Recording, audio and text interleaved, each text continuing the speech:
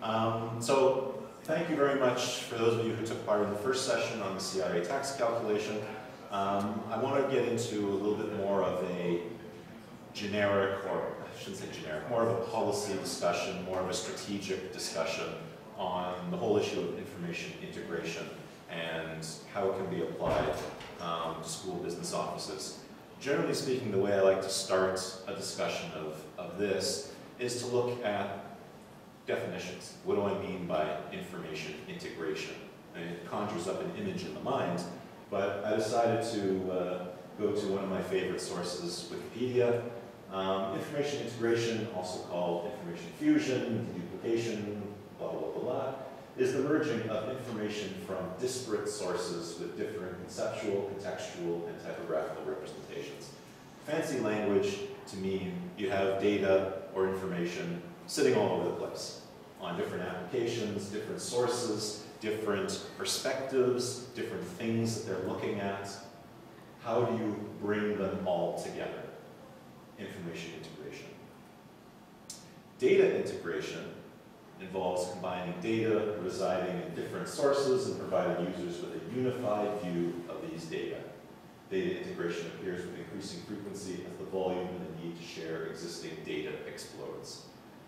That second definition builds on the first one in the sense that, yes, it talks about combining data from different sources, providing users with a unified view, trying to get a complete picture by building data from different sources, and it is becoming a more important issue now, specifically for independent schools, because think of who you have to report data to, and that's what we're going to be getting into in the discussion, and on what time frame, what frequency, and therefore these two streams of thought are becoming more important to consider.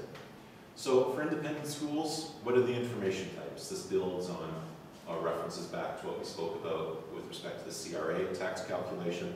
There's certainly tuition information, there's certainly student information, there's certainly fundraising information, staff information, and financial information.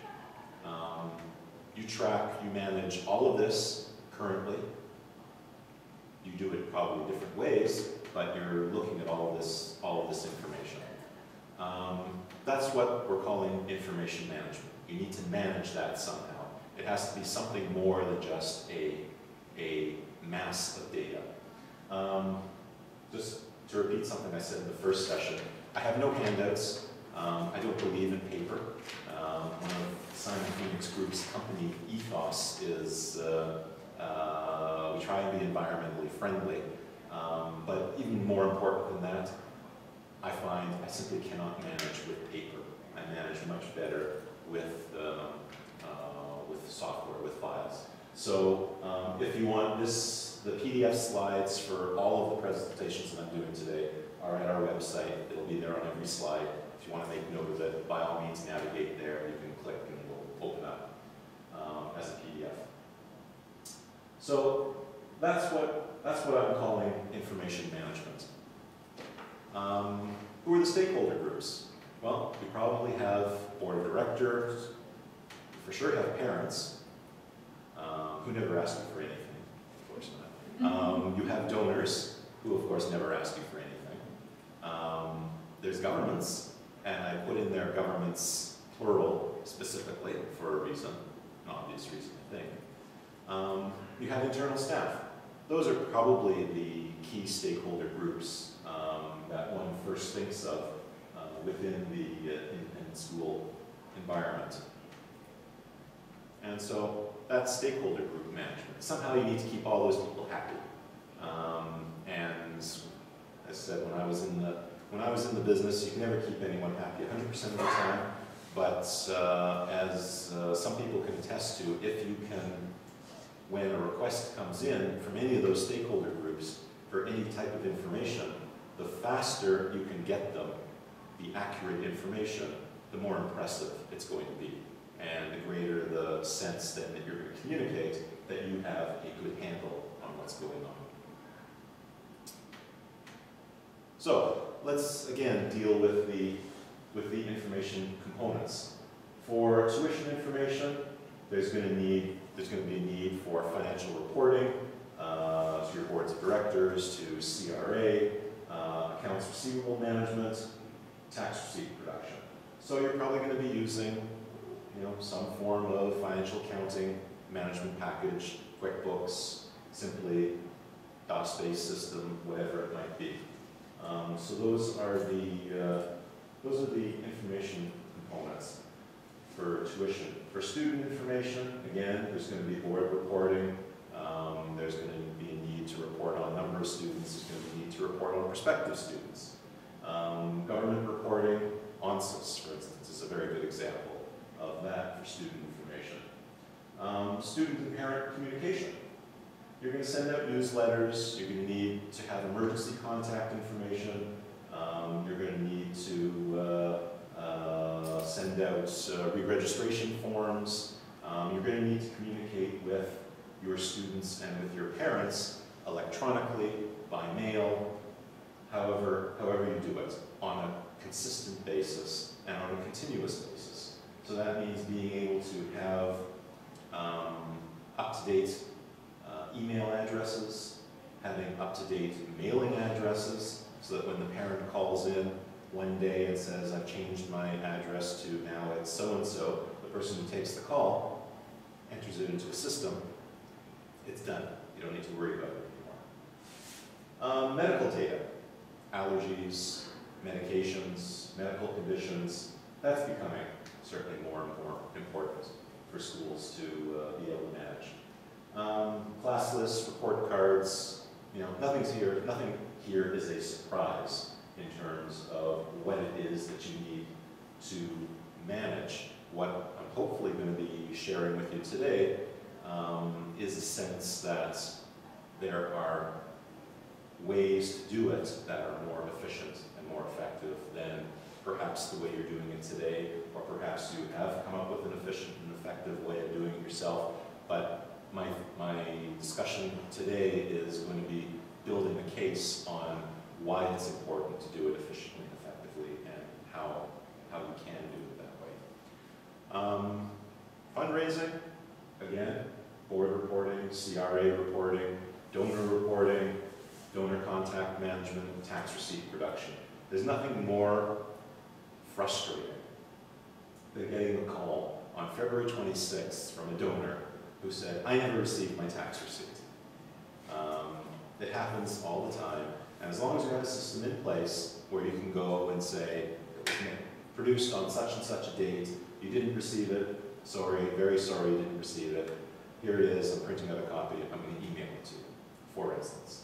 I ran into a situation where I was able to do that, and while I had the donor on the phone, their receipts, their secured receipts, came to them via email. One thing I didn't mention in I think I mentioned it to an individual in my first discussion on tax receipting. Most schools probably mail out tax receipts, Canada Post. You don't have to do it that way. CRA does allow you to electronically send receipts, but you need to secure them.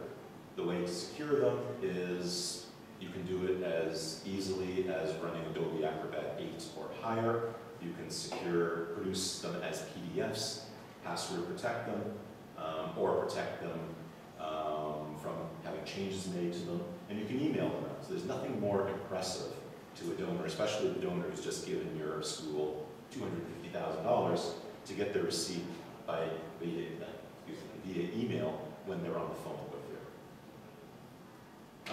So that's the fundraising information.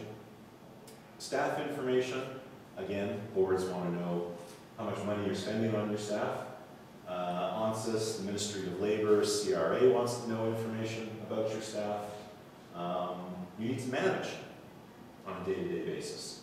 You need to know how much you're paying your staff. You need to know what substitute teacher usage is. You need to know what staff absence usage is.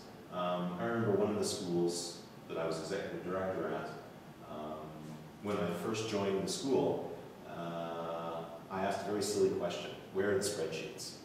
We don't have spreadsheets. It's all on paper. My predecessor, God bless her heart, was doing staff salary calculations. She had a very nice form, and she was doing staff salary calculations for 50+ staff. Every staff member had a form, and she had her calculator out, and writing and calculating, and this was a school that approximately 60 to 70% of the staff complement were part-timers. So it wasn't a simple matter of, okay, here's the salary, boom. It was, well, they spend, they're a 58.5% position. No wonder she was there till 10 o'clock at night every night. So, you know, that's one way to manage, going back to my earlier presentation, that's the paper, pencil, and calculator method.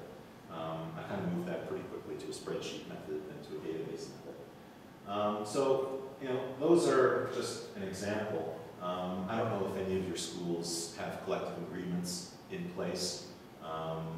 If you do, if you've had exposure to working with a bargaining unit, you know what a headache it can be from an administration standpoint, just being able to deal with the reporting requests and not even to mention the grievances that we have to deal with, but just on a reporting basis. So it's useful to be able to also manage that effectively. Financial information, certainly cash flow analysis, accounts receivable, accounts payable, student tuition management, budgeting. I put it down as a separate bullet, but what-if analysis, student population projections. I remember I built a budget modeling system for one of these schools that was all student population driven. So the school simply had an estimate over the course of successive years what their student population on a by-grade basis was going to be, and that drove everything. That drove teachers, that drove ancillary costs. We even had it down to, you know, $5 per student per year for telephone usage. And the numbers were pretty close to accurate. So, you know, being able to tumble numbers like that in some sort of well-defined model is very important. Clearly, CRA auditors are going to want to be able to get a hold and their hands on financial information quickly. There's no worse message to send to a CRA auditor when they hand you copies of 10 receipts and they want to see them in your system and you can't find them. Or they're not in your binder with the hard copy with the payment information attached. So one of the things that we suggest our clients move to, which our application can certainly handle, is that when they get donations in and they're coming by check or they come in by however, let's say check for instance, or if it's a gift in kind donation, we make sure that they get a scanned copy, for instance, of the instrument check, or a scanned copy if they donated a piano, let's say $3,000, and you need to have a valuation done on it to determine what the receipt should be issued for. We advise them, scan it, link it into our application, and when you're ever audited, it's right there. Click a button, boom, they can see it. So it's that ability. It's not just the fact that it's there somewhere, it's the ability to retrieve it quickly and effectively that makes the difference. So we've dealt with the information piece, we've dealt with the